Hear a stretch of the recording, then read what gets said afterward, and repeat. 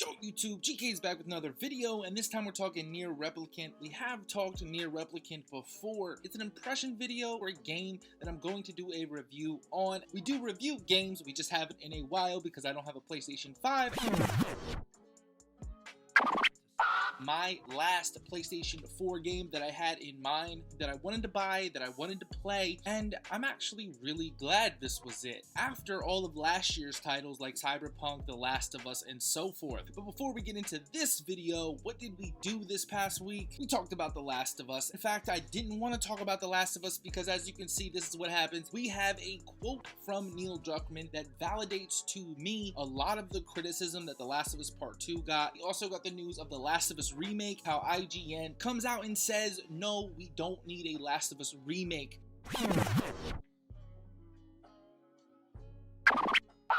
Go check those out if you're interested, and as always, if you do like the video, please leave a like, because that lets me know. Shut up, bitch!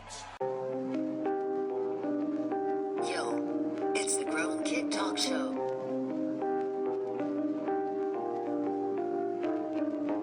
Yo, it's the Grown Kid Talk Show. Yo, Grown Kid Talk Show. Yo, it's the Grown Kid Talk Show.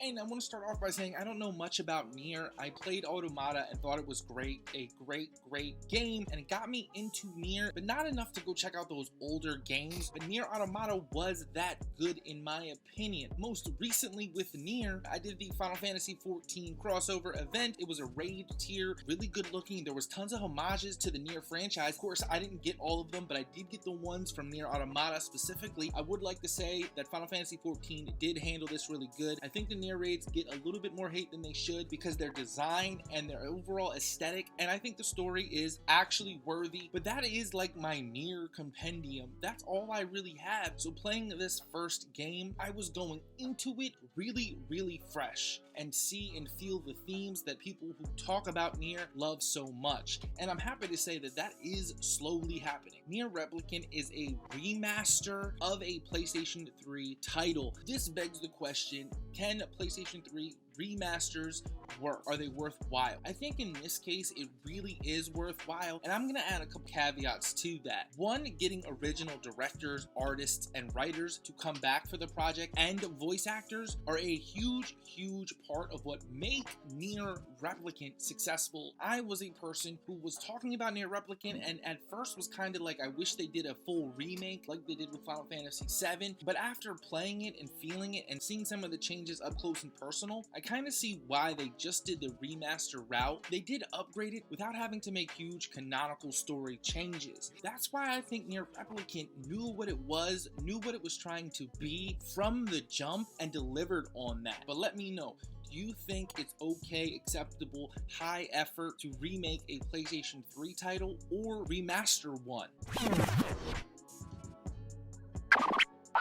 We all know bad remakes and remasters. Specifically, we can go look at Resident Evil 3 and how that did. So what made NieR different? Hopefully spoiler free.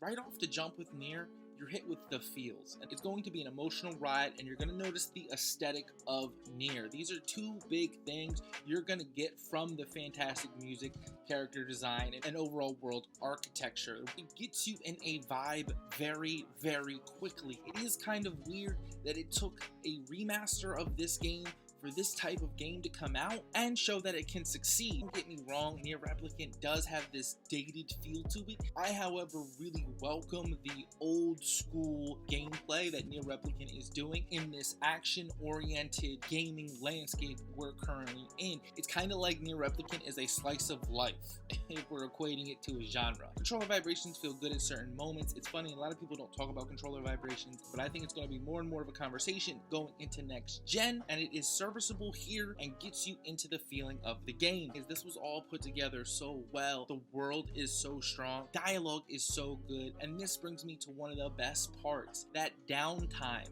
When you're just traveling with your Grimoire Weiss and he's talking and you're talking, or when you go home to plant your seeds, then watch things grow and talk to your little sister, you're going to feel this game, and I'm super impressed. I am really happy with Nier Replicant. I can't wait to go play it some more and do the review. I'm super shocked and caught off guard by Nier Replicant, and I'm happy about it. It's the game I needed right now. I think it's a great JRPG. I think it hits on all fronts. They have a new fan in me, maybe a new fan in you, and I want to play the next ones. I want to play Dragon Guard. I want to see what the hype is, what everybody's talking about. I want to get into it, so let me know down in the comments. This was just an impression. I tried to keep it short and spoiler free. Let me know how I did. I'm the Grown Kid.